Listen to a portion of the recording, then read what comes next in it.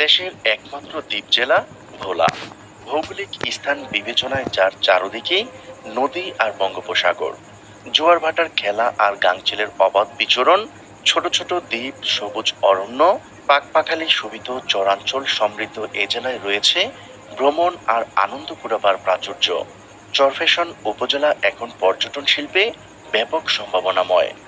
চরফ্যাশন বাংলাদেশের বরিশাল বিভাগের অন্তর্গত ভোলা জেলায় অবস্থিত একটি শহর। এই উপজেলার উত্তরে লালমোহন উপজেলা, দক্ষিণে বঙ্গোপসাগর, পূর্বে মেঘনা ও মনপুরা উপজেলা, পশ্চিমে তেঁতুলিয়া নদী ও গলাচিপা উপজেলা। এটি ভোলা জেলার সবচেয়ে বড় উপজেলা। চরফ্যাশনের দর্শনীয় স্থানসমূহের মধ্যে রয়েছে চরকুকরিমুকরি, সোনারচর, ডালচর, তারুয়া দ্বীপ, জ্যাকব টাওয়ার ও শেখ রাসেল শিশু ও বিনোদন পার্ক। সরকারি ও বেসরকারি পৃষ্ঠপোষকতায় এটি হতে পারে বাংলাদেশের তৃতীয় বৃহত্তম পর্যটন কেন্দ্র। চরফ্যাশন গেলে আপনি কুয়াকাটা সুন্দরবনের মতোই ঘোরার স্বাদ উপভোগ করতে পারবেন। ইতিহাস ও নামকরণ। 1885 সালে ভাসমান চরের কিছু অংশ চাষাবাদের যোগ্য হয়ে ওঠে। তারপর থেকেই ধীরে ধীরে শুরু হয় জনবসতি, গড়ে ওঠে জনপদ। এরপর তৎকালীন জেলা ম্যাজিস্ট্রেট জি ফ্যাশনের নাম অনুসারে চরফ্যাশন উপজেলা নামকরণ করা হয়। 1900 সালে এক ডেপুটি কালেক্টর আসেন এই অঞ্চলে।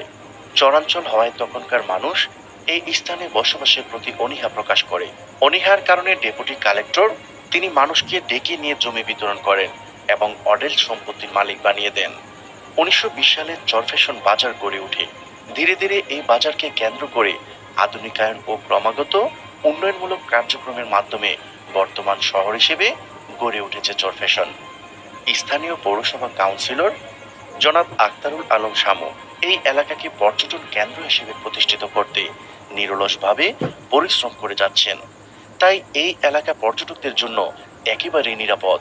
যে কোনো ব্যাপারে তিনি অনেক সহায়তা করে থাকেন। যে কেউ তার সহায়তা নিতে পারেন। তাই ভ্রমণকারীদের কাছে তিনি এতটাই জনপ্রিয় হয়ে উঠেছেন যে তাকে শামুবাই বলেই ডাকে।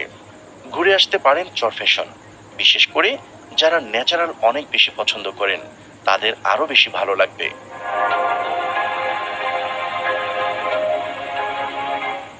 Jacob tower.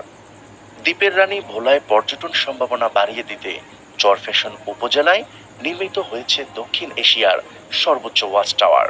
আইফেল টাওয়ারের আদলে এই ওয়াচ টাওয়ারটি নির্মাণ করা হয়েছে। এই টাওয়ারের স্বপ্নদ্রষ্টা ভোলা 4 আসনের এমপি আব্দুল্লাহ আল ইসলাম জ্যাকবের নাম অনুসারে এর নামকরণ করা হয় জ্যাকব টাওয়ার। এই টাওয়ারে রাখা হয়েছে উচ্চ ক্ষমতা সম্পন্ন বাইনোকুলার, যাতে 100 বর্গ কিলোমিটার এলাকার নানা কিছু দেখা যাবে। 17 তলা বিশিষ্ট এই দৃষ্টিনন্দন টাওয়ারটির উচ্চতা প্রায় 225 ফুট।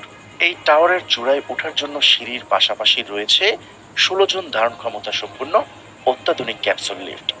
এই টাওয়ারের টপ ফ্লোরে রয়েছে কফি হাউস ব্যবস্থা। টাওয়ারটির নির্মাণে ব্যয় হয় প্রায় 20 কোটি টাকা।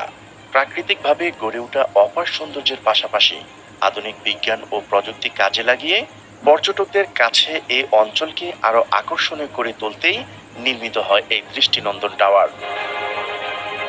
চরকুকরিমুকরি। চরকুকরিমুকরি ভোলা জেলা শহর থেকে প্রায় 120 কিলোমিটার দূরে, অনেকটা সাগরের কোল ঘেঁষে মেঘনা ও তেঁতুলিয়া নদীর মোহনায় গড়ে ওঠা একটি চর। এই চরকুকরিমুকরিতে রয়েছে বাংলাদেশের অন্যতম বৃহৎ বন্যপ্রাণীর অভয়ারণ্য। বঙ্গোপসাগরের কোল ঘেঁষে মেঘনা নদীর মোহনায় এর অবস্থান।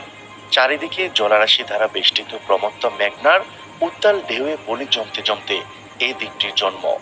সাগরের কোল ঘেঁষে জন্ম নেয় কুকরিমুকরিকে অনেকে স্বপ্নের দ্বীপ হিসেবে আখ্যায়িত করেছেন। এখানে মেঘনা নদীর ঢেউ এমন রূপ পায় যা দেখলে মনে হবে আপনি সাগরের কোনো সৈকতে অবস্থান করছেন। উপকূলীয় অঞ্চলের মানুষের জানমাল রক্ষায় ভোলায় কমপক্ষে 3,60,000 একর জমিতে সংরক্ষিত শ্বাসমূলীয় ম্যানগ্রোভ বনায়ন করতে হবে। এ সময় মূলত শ্বাসমূলীয় গাছের চারা রোপণ করে বনায়ন শুরু করা হলেও পরে ক্রমে ক্রমে যুক্ত হয় সুন্দরী, গেওয়া, পশুর প্রভৃতি গাছের চারা রোপণ। এছাড়া গোটা এলাকা জুড়ে চোখে পড়ে বিপুল সংখ্যক কেওড়া গাছ। চর কুকরিমুকরির বনে যেসব প্রাণী দেখা যায় তার মধ্যে রয়েছে চিত্রা হরিণ, বানর, ওদ, বিড়াল, শিয়াল, বন্য মহিষ, গরু, বনবিড়াল ইত্যাদি।